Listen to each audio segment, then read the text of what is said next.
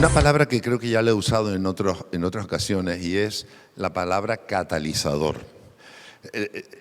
Normalmente la palabra catalizador viene del argot químico, donde es un elemento que hace que una fusión o una mezcla de elementos sea más rápida.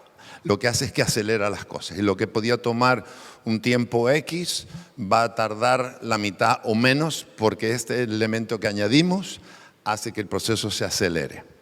Y eso es lo que el Señor me viene hablando de hace tiempo en el potencial de la iglesia. A ti y a mí Dios nos ha puesto para ser no solamente evangelizadores, no solamente cosechadores, sino también en ciertos momentos catalizadores. Es decir, aquellos que Dios los pone en un lugar y en un tiempo para poder hacer que las cosas vayan más rápido. Que las cosas se den y en vez de ir más lentas pueden ir más rápido. Y en vez de recoger el fruto más tarde lo podamos recoger antes. Y eso es un catalizador. Di conmigo, yo soy un catalizador. Dios nos quiere usar y nos quiere usar mucho más de lo que nosotros pensamos. Por eso cuando pensábamos y digo, África, ¿qué se me ha perdido en África? Nada. Escúcheme, un catalizador no es el que hace la cosa. El catalizador ayuda a que sea más rápido. Y ese es el sentido que desde el principio yo he tenido con esta obra en Ghana. En el último viaje el año pasado me reuní con los jóvenes de Adá, de una de las iglesias, y estábamos en un círculo y la líder me preguntó, dice, cuéntenos, compártanos, ¿cuál es la visión que usted tiene para África? Y en ese momento me pilló así como un poco como desprevenido, ¿no? Y la miré y le dije, es que yo no tengo ninguna visión para África. Dios no me ha traído para desarrollar mi visión para África. Dios me ha traído para ayudarte a ti a desarrollar tu visión para África. La tendencia es largarle la responsabilidad al otro. No, a mí no, porque Dios a mí eso no me lo dio. A mí Dios no me dijo que ganara Ghana ni que ganara África. A mí lo que Dios me hizo sentir era que yo iba a ser el apoyo para que ellos desarrollaran las cosas que sin mi apoyo probablemente no podrían hacer. Y eso es lo que hemos venido haciendo hasta ahora. Hemos venido trabajando en estos pueblos y la mayor ayuda que hemos hecho ha sido recoger unas ofrenditas y ayudarles a que tengan algunos elementos. Ir y tener retiros con los pastores y con los líderes para animarles, para empujarlos, para motivarlos. Pero el trabajo lo tienen que hacer ellos. Yo no voy a ir a vivir allí. Yo no conozco ni la cultura, ni pretendo entender. Porque es que Dios no me ha llamado a eso y además sería una locura. Escúcheme. Yo no estoy buscando trabajo ya tengo. Pero sí puedo ser uno y como iglesia, como Buenas Nuevas, podemos ser uno que lo que van a hacer es hacer que los que tienen que hacer el trabajo lo tengan más fácil y facilitar las cosas para que lo tengan más cómodo y para que se encuentren respaldados. Por eso oramos por Ghana en cada culto en las mañanas. Por eso presentamos la obra delante de Dios, porque son nuestros hermanos que aun estando no tan cerca, siguen estando en un vínculo porque Dios nos puso en conexión. Y estamos trabajando de esa manera. Yo no soy responsable de ganar África, pero sí soy responsable y me siento responsable de hacer que en África se evangelice y África se gane. Y en eso estamos todos, porque yo no me represento a mí mismo. Yo en cada uno de estos viajes represento a todo nuestro grupo, toda nuestra entidad. Escúcheme, es que no podemos evitarlo. Yo cada vez que lo pienso, más cuenta me doy de que desde que me convertí, Dios me quiere usar. Y Dios te quiere usar a ti. En el Antiguo Testamento, Dios escogía algunos elementos por aquí y por allá, y sabemos los nombres, y gente muy conocida, y queda registrado su nombre. Pero en el Nuevo Testamento, cuando tú empiezas a leer, es verdad que arranca con 12, es verdad que hay un Pablo famoso, pero a partir de ahí ya no hay más famosos. Es que la historia de los hechos de los apóstoles es la historia nuestra. Somos nosotros los que tenemos que estar haciendo todo el trabajo. El Señor dijo, y estas señales seguirán a los que creen. ¿Y quiénes creen? Pues todos. ¿Y cuáles señales son? Sanar enfermos, echar fuera demonios, hablar en lengua. O sea, esas señales seguirán. ¿A quién? A todos. Él dice en Corintios que Él repartió dones. Dice, a cada uno. A cada uno. Oye, si es a cada uno, es a todos. A todos nos repartimos. Entonces, la tarea está corresponsabilizada entre todos los miembros del cuerpo, somos nosotros. Todos nosotros tenemos no solo la capacidad de hablar, no solo la capacidad de invitar a alguien a que venga a la iglesia, sino la capacidad de hacer que las cosas funcionen. Este es el motivo en esta mañana que yo siento de parte del Señor para hablar. Y quiero hablar 2 puntos y termino con una conclusión que es un poco extensa, pero que es como el fin de esta historia. La primera, ¿por qué tengo que apoyar? ¿Cómo puedo apoyar? Te voy a decir, la primera razón por la que tenemos que apoyar, en una dirección muy clara, muy concreta, es acerca de los que van a estar al frente. Tenemos que apoyar a los que están al frente. Miren, toda iglesia necesita un responsable. Si no hay responsable, no hay iglesia. Toda iglesia necesita, igual que cualquier equipo, alguien que tire del carro. Y yo me he dado cuenta por la historia de España, y me consta por otros en otros lugares. Escuchen, la mayor parte de las iglesias de España, su pastor tiene que trabajar en el ámbito secular, porque la iglesia o no tiene la capacidad económica para sostenerle a ella a su familia, o simplemente no lo entiende y no hace planes para ello. Pero si usted es un razonamiento lógico. Si el pastor, que en teoría Dios lo que quiere es usarlo para ministrar, acuérdense, los levitas y los sacerdotes no tenían tarea fuera porque su tarea era el servicio en la casa de Dios. Y para eso estaban liberados de todas las demás cosas. Si el pastor, que tenía que estar trabajando con la iglesia, visitando a la gente, preparando los estudios, entrenando a los jóvenes, haciendo toda esta tarea, no lo puede hacer porque tiene que usar su tiempo para estar trabajando fuera, ¿quién sufre? ¿El pastor o la iglesia? Directamente la iglesia. Directamente la iglesia. Y esto a veces es algo que no nos damos cuenta. Si yo pudiera decidir, mi pastor, y qué tiempo me pudiera dedicar, yo diría que se dedique a tiempo completo. ¿Por qué? Pues porque es la forma en la que esto va a funcionar. Cuando mi esposa y yo arrancamos aquí hace muchos años y tuvimos la oportunidad de que otra pareja pudiera estar también trabajando a tiempo completo, y pensamos en los pastores José y Seila, nosotros lo teníamos claro. Cuantos más seamos, más trabajo podremos hacer y mejor será el trabajo. Es lógico. Mire, escuche, y quiero llevarles algo que en estas últimas semanas hemos estado trabajando. 1 Corintios capítulo 9, versículos del 7 al 14. Pablo intenta explicar esto. Iglesia, diga conmigo, somos catalizadores. El catalizador es hacedor de milagros porque acelera los procesos para que el fruto, los resultados se den antes. Son milagros. Y dice aquí Pablo, dice, ¿quién fue jamás soldado a sus propias expensas? ¿Quién planta viña y no come de su fruto? ¿O quién apacienta el rebaño y no toma de la leche del rebaño? Y luego dice, ¿digo esto como hombre? O sea, dice, ¿esto es que se me ocurre a mí? Dice, no dice esto también la ley, porque en la ley de Moisés está escrito, no pondrás bozal al buey que trilla. Y sigue, dice, ¿tiene Dios cuidado de los bueyes? O lo que dice enteramente por nosotros. Evidentemente lo está diciendo por nosotros. Pues por nosotros se escribió, porque con esperanza debe arar el que ara, y el que trilla con esperanza debe recibir el fruto. Dice, si nosotros sembramos entre vosotros, le está hablando a la iglesia en Corinto. Pablo le está hablando a la iglesia en Corinto. Y luego van a encontrar más razonamientos para esto, muy interesante. Dice, si nosotros sembramos entre vosotros lo espiritual, ¿es gran cosa si segáremos de vosotros lo material? Si otros participan de este derecho sobre vosotros, ¿cuánto más nosotros? Porque eran los fundadores. Pablo era el fundador de esa iglesia. Pero no hemos usado de este derecho, sino que lo soportamos todo por no poner ningún obstáculo al evangelio de Cristo. Versículo 13, ¿no sabéis que los que trabajan en las cosas sagradas comen del templo?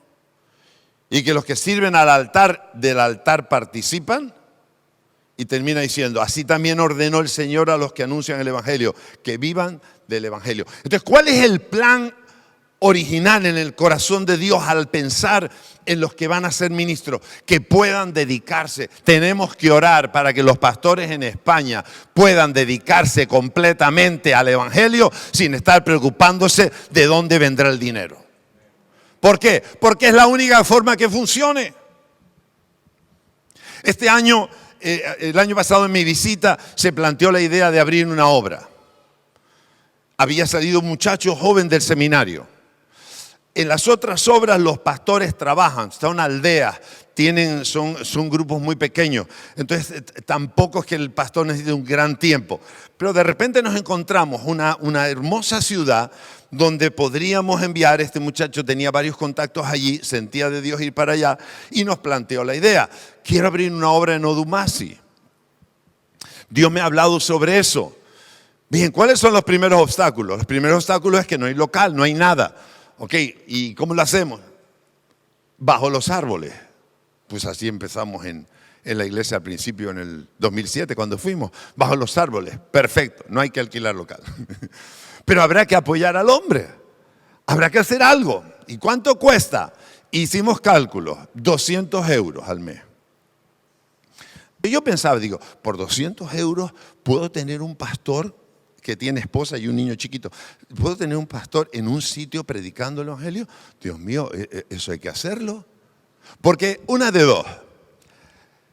Si digo, no puedo gastar tanto dinero, está bien, entonces no hay trabajo para hacer ni trabajo hecho. Pero si tengo 200 euros, puedo tener una persona allí trabajando y predicando el Evangelio y levantando una iglesia. ¿Qué prefiero? ¿Qué prefiero? Un catalizador, ¿qué hace? Lo que haga falta. Si con 200 euros mantengo un pastor, con más dinero, ¿cuántos pastores puedo mantener? Porque yo quisiera tener muchos sitios donde se pueda predicar. Ojalá con 200 euros pudiéramos tener pastores aquí en todos lados.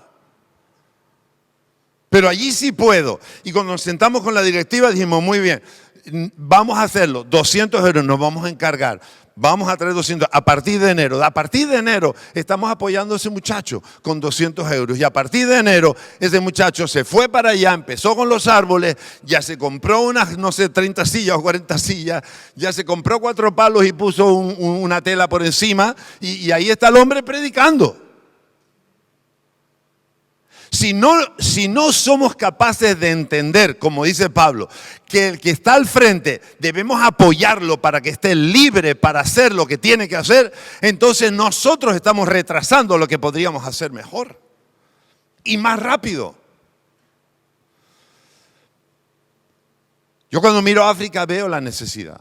Y la gran necesidad de África, más que otra cosa, no es motivacional, es económica. Es económica. Porque tú ves a la gente allí como los niños jugando en la calle, cómo viven, y tú los ves, perdonen que les diga, más felices que nosotros. Y no tienen, es decir, tienen mucho menos que nosotros, pero son más felices que nosotros. La motivación no es lo que les falta, lo que les falta va a ser el apoyo económico, que es lo que no hay en África. ¿Y cómo hacerlo? Hay muchas maneras, pero una de ellas es que las iglesias seamos conscientes y responsables para hacer que lo que se podría hacer en 20 años, lo se puede hacer en 5. Porque si yo sé que se puede hacer en 5, ¿por qué permito que se haga en 20? Y en eso no tiene solo que ver la economía de la iglesia que yo manejo y digo, bueno, aquí mandamos. No, es todos nosotros. ¿Cuántas cosas no se hacen solo por dinero? ¿Cuántas cosas no se hacen en las iglesias solo por dinero? ¿Y dónde está el dinero?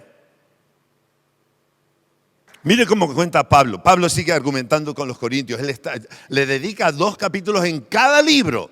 En primera y en segunda, 2 capítulos solo a hablar de economía. El Corinto era un pueblo próspero y tenían problemas con el dinero. Mire el capítulo 2 de Corintios, capítulo 11, versículo 8, 2 Corintios 11, 8, dice, escuchen, miren cómo lo dice, he despojado a otras iglesias recibiendo salario para serviros a vosotros.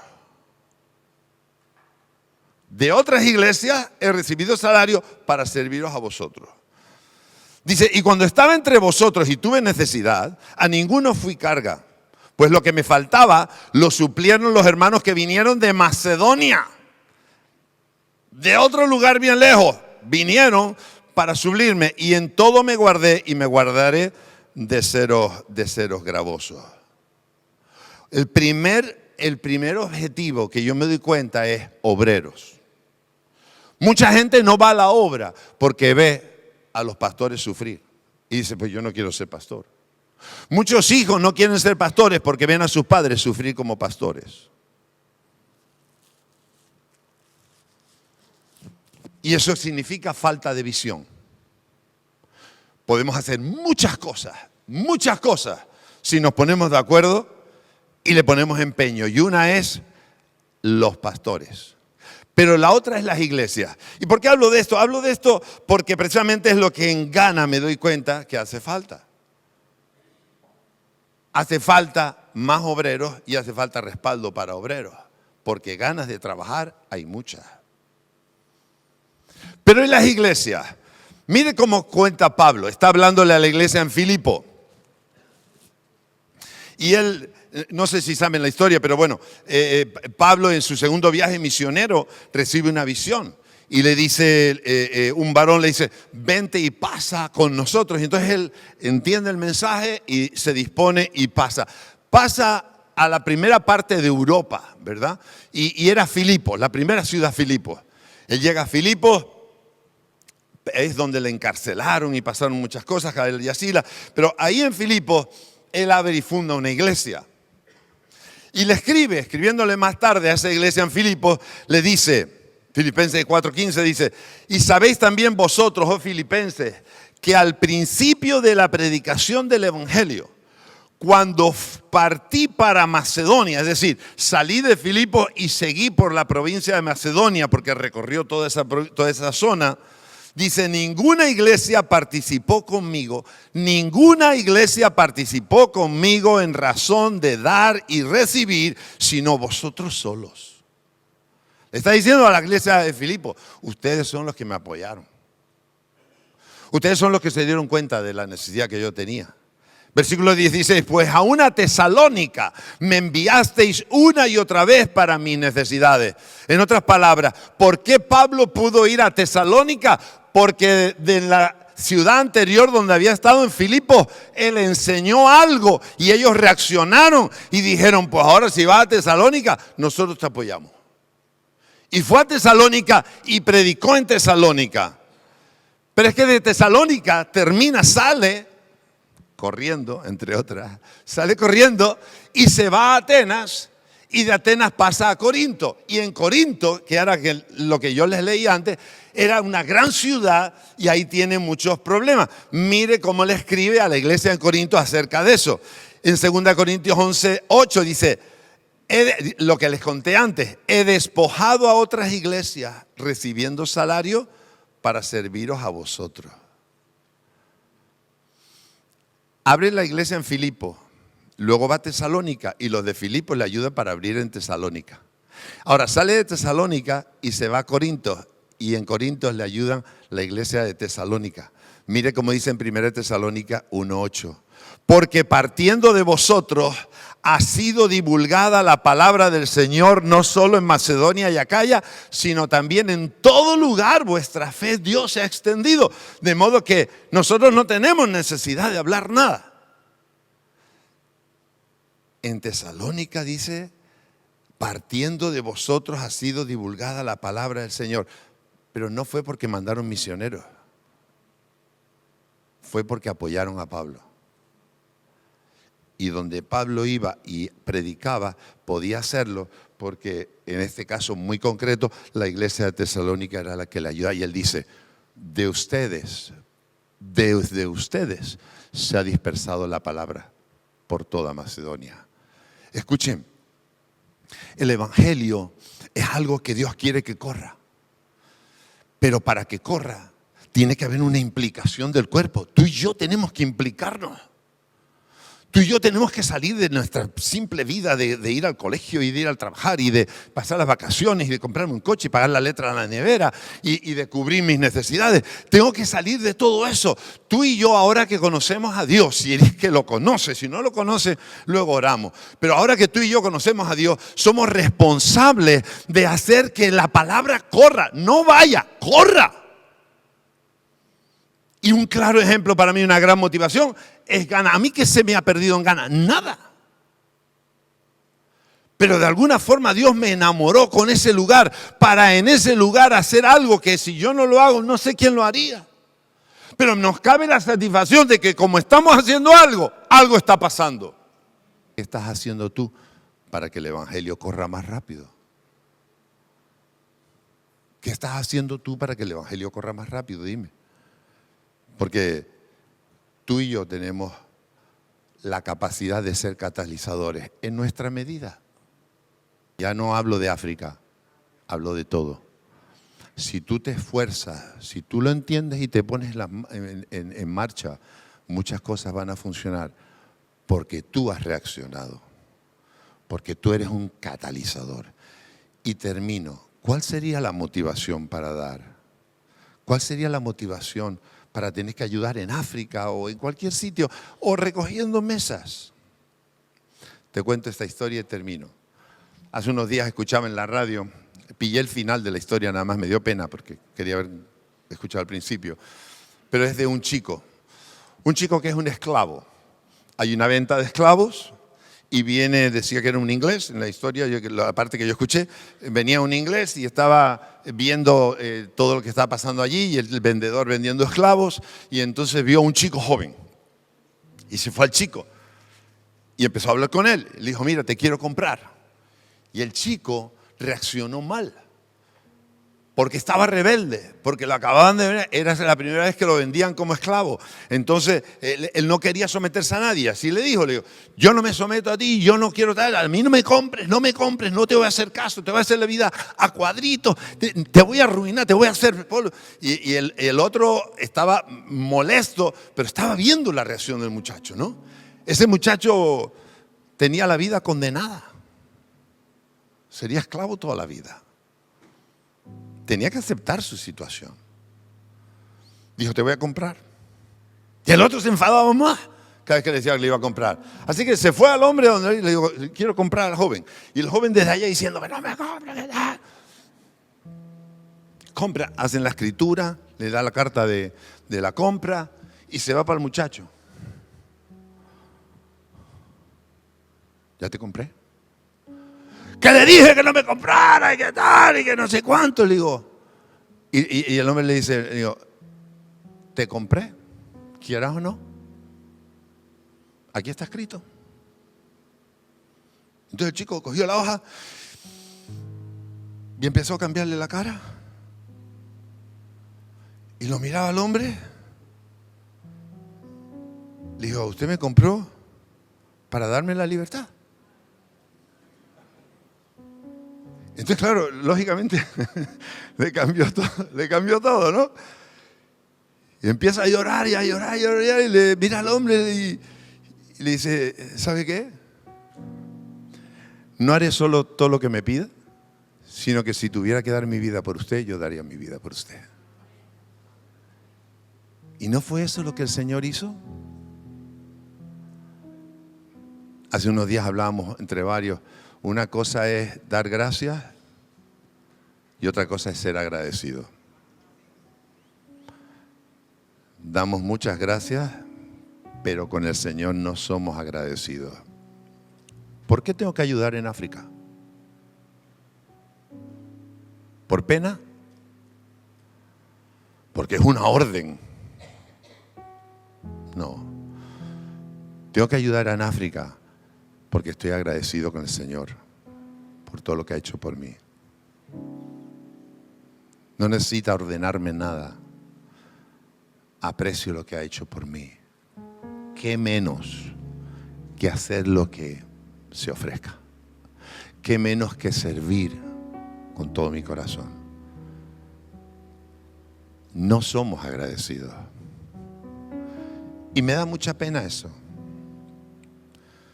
En este agradecimiento, el primero en ser honrado debe ser Dios. ¿Por qué soy agradecido?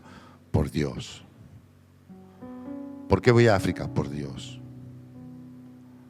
Haré lo que me pida. Y si tuviera que pedirme la vida porque hiciera falta, también se la daría. Porque le debo todo. ¿Qué es lo que no le debes a Dios? A Dios le debes todo. Y yo le debo todo. Debo aprender a ser agradecido. Y desde el agradecimiento, entonces empiezo a influir en todas. Soy un catalizador. Porque he aprendido. Soy agradecido. Cierra tus ojos un momento. Yo quiero que pienses. Las cosas que hacemos deben tener una motivación. Las cosas que hacemos deben tener una motivación. Y esa motivación es el puro agradecimiento a todo lo que Dios ha hecho por mí.